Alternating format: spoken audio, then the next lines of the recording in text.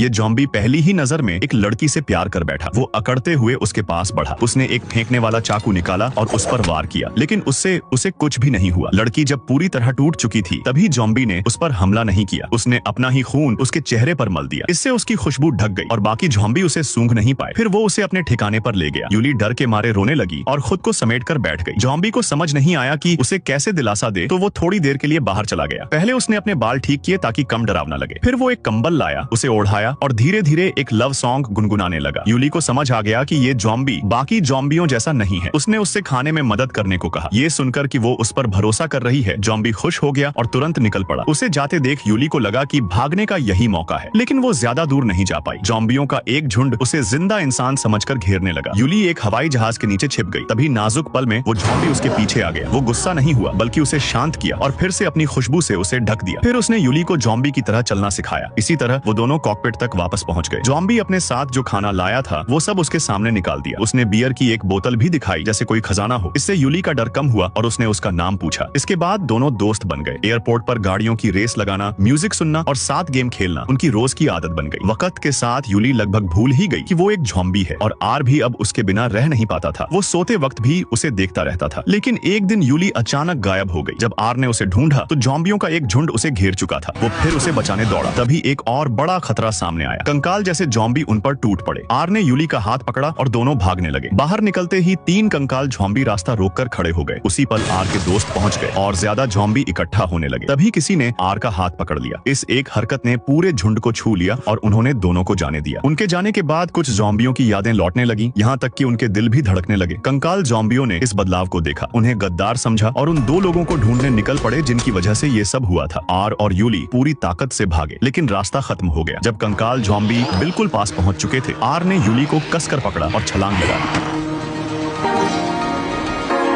मौत को छूकर निकलने के बाद दोनों ने जोश में एक दूसरे को चूम लिया। उसी पल आर की आंखों की पुतलियां बदलने लगी। तभी अचानक एक गोली उसे लगी। सेना उन्हें ढूंढ चुकी थी। यूली तुरंत आर के सामने खड़ी हो गई उसे बचाने के लिए। और तभी उसे एक चौंकाने वाली बात समझ आई। आर के शरीर से खून बह रहा था। वो अब जॉम्बी नहीं रहा था, वो फिर से इंसान बन चुका था।